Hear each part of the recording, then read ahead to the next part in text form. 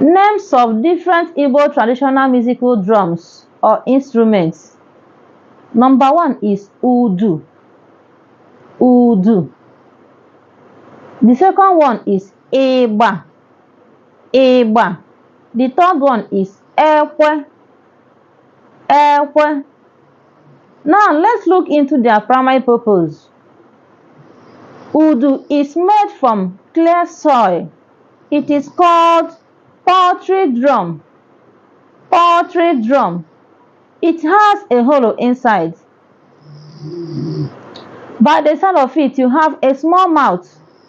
The artist that plays it uses a flat or round object by tapping the mouth of it to produce a musical bass sound. That is the primary aim of it. The second one is Eba. You call it